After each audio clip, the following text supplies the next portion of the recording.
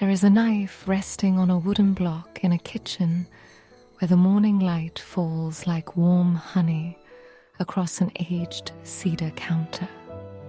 It has never known the bite of frustration, never felt a hand clench its handle in haste, never tasted the sharp edge of a harsh word spoken over a cutting board. The blade is the color of river stones worn smooth by a century of gentle water, and it gleams with a patience that only silence can bestow. The knife remembers its first day. A grandmother with hands like dried herbs lifted it from a paper wrapping, her breath catching at the weight of it. She did not test the edge against her thumb. She simply placed it on the counter and let it rest, as if introducing herself to something that would outlive her. The kitchen smelled of persimmon and the faint smoke from a morning fire, and the blade absorbed that first sensory imprint like a newborn learning the shape of its world. For years, the knife watched. It sat still while the grandmother sliced daikon into translucent coins, each movement a meditation. The blade never rushed through a vegetable, never chipped against a bone it was not meant to meet. When the grandmother's hands trembled with age, the knife responded with gentleness, as if understanding that some cuts require more time and less force. The rhythm of the kitchen became the rhythm of the blade, slow, precise, unhurried. The knife witnessed a wedding feast. The grandmother's daughter, now grown, took the handle for the first time. Her grip was unsure, and the blade could feel the hesitation traveling up through the steel. But the grandmother did not correct her.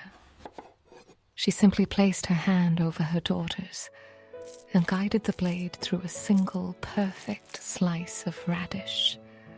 The knife understood then that cutting was not about force. It was about listening. The knife learned the geography of the kitchen. It knew the weight of a ripe tomato, the resistance of a carrot that had been left too long in the earth, the way a ginger root yields to a blade that approaches with respect rather than dominance. It learned that some foods want to be cut in certain directions, that onions weep less when the blade is sharp and the hand is calm. The knife stored this knowledge in the subtle wear patterns along its edge, each microscopic change a record of a meal prepared with care. And perhaps this is the moment you felt it too. That quiet recognition that a tool can hold more than just an edge. It holds intention. If you want to sit with more stories like this, where the objects in our kitchens carry memory and meaning, we have forgotten how to see. Subscribe so you do not miss the next layered relic we uncover together. And in the comments, I would love to know, what is one object in your own kitchen that you suspect holds a memory no one has told yet?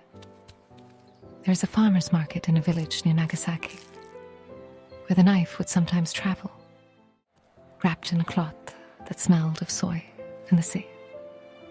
The grandmother would lay it on a vendor's stall, and the vendor would nod, understanding. She would select vegetables for the coming week. Burdock root, lotus, a cabbage so dense, it felt like a promise. The knife witnessed the exchange of coins and the quiet gratitude between strangers who understood that food is a bond. It absorbed the sounds of the market, the creak of wooden carts, the call of a fishmonger. the soft laughter of children trailing behind their mothers. The blade has never broken a bone. It has never split a chicken breast with haste, never carved a roast while the carver's thoughts were elsewhere. When the knife is used, it is used with full presence. The hand that holds it is not thinking about the bills due, the argument from the morning, the worry that keeps sleep at bay. The hand is here, in this moment, with this blade, through this vegetable, into this meal. The knife has taught this to every person who has held it, not through words, but through the simple, undeniable fact of its existence. The knife is older than the children who now visit the kitchen. It has outlived the grandmother, who passed on a spring morning when the plum blossoms were falling like pale confetti. Her daughter inherited the knife, and then her granddaughter, who lives in a city now with a different kitchen, a different counter, but the same blade. The knife traveled in a box padded with silk, surrounded by photographs and dried herbs. It arrived in a place where the light was different, the smells unfamiliar, but it recognized the hand that unpacked it. The granddaughter, whose name is Miso, because her grandmother believed in naming children after things that endure, unwrapped the knife with reverence. She had not seen it since she was small, since the days when she would stand on a wooden stool and watch her grandmother slice apples into thin moons for her school lunch. The blade caught the city light, and for a moment, Miso saw her grandmother's face reflected in the steel. Not a ghost, a memory, a continuity. Miso does not use the knife every day. She keeps it wrapped in the same cloth, in a drawer that she opens only when she needs to remember what patience feels like. On difficult days, when the world feels sharp and unforgiving, she takes the knife out, places it on her cutting board and slices a single apple. She does it slowly. She does it the way her grandmother taught her, with the blade angled slightly, the fingers curled inward like a claw, the motion coming from the shoulder, not the wrist. The apple opens into clean halves.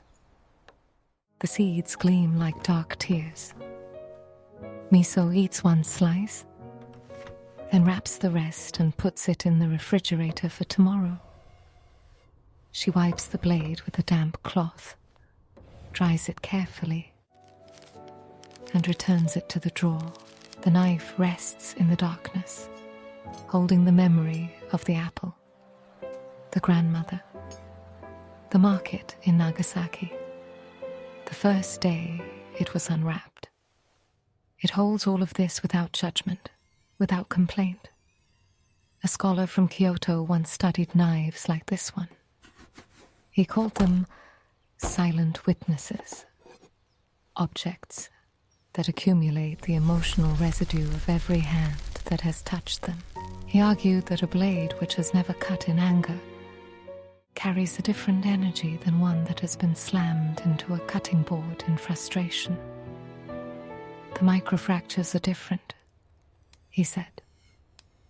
The steel remembers. Miso does not know if the scholar was right. She only knows that when she holds this knife, her shoulders relax. Her breath deepens. The noise of the city fades, and she is 7 years old again, standing on a wooden stool, watching her grandmother's hands move through the golden afternoon light. The knife has never cut anything that did not want to be cut. It has never drawn blood, except once, accidentally, when Miso was learning to chop herbs and her finger met the edge. The blade paused, as if asking if she was all right. The cut was clean and shallow, and Miso laughed at her own clumsiness. She wiped the blade, wrapped her finger in a cloth, and continued. The knife carried that moment too, not as a failure, but as a lesson. Even gentle things can wound if we are not paying attention. The kitchen today is quiet. Miso has a young daughter now, a girl with the same serious eyes her grandmother had, who stands on the same wooden stool and watches her mother slice apples into thin moons. The knife is teaching a new hand. It is learning a new rhythm. The blade has not changed. It is the same river stone color, the same patient gleam, the same refusal to hurry. The daughter reaches out a small finger and touches the flat of the blade. Miso does not pull it away. She lets the child feel the coolness, the smoothness, the weight of the steel. The knife has been touched by 3 generations now. It will be touched by a 4th and a 5th. And as long as there is a kitchen and a hand that remembers what patience feels like, the knife will be there. The blade has never been angry. It has never been thrown, never been sharpened in frustration, never been left to rust in a sink full of cold water and resentment. It has been cared for by hands that understood that a knife is not a tool for violence, but a companion for sustenance. It has been wiped dry after every use, stored in a place of honor, passed from one generation to the next like a story that must not be forgotten. There is a saying in old kitchens: a knife that has never cut in anger will never betray the hand that holds it. The blade knows the difference between strength and aggression, between precision and haste. It responds to the heart of the one who wields it. And it remembers every slice, every chop, every delicate carve becomes part of the steel's memory. The knife is a diary written in motion. Miso's daughter has learned to hold the knife now. Her hand is small, and her mother guides the blade through a soft tomato. The child giggles as the skin parts, revealing the crimson flesh inside. She has not yet learned that some things resist the blade, that some cuts require force. She will learn in time. But for now, the knife is patient. It has all the time in the world. And before we watch that small hand learn the weight of a blade that has never known anger, I want to invite you to belong to this. If these quiet objects, these custodians of memory, speak to something in you, subscribe to this kitchen of stories. Let us keep uncovering the relics our hands already hold. And in the comments, share the name of one object you would pass down. Something you hope will carry your memory longer than you do. The afternoon light shifts across the kitchen floor. A shadow stretches from the counter to the wall. And inside that shadow, the knife rests. It gleams once in the fading sun. A brief flash of silver, and then settles into the darkness. Miso places her hand on the blade, feels the coolness of it, the history of it, and smiles. The knife has never cut in anger. It has never needed to. And in a world full of sharp edges and hasty hands, that is perhaps the most peaceful thing any object can be. If this story settled in you like steam rising from a bowl of miso on a cold morning, do not let the moment dissolve. Subscribe to keep walking through kitchens where the cookware remembers. And before you go, leave a word in the comments. Just one word that names the feeling this knife left you with. I will meet you there, in the quiet, among the blades that have never needed to be angry.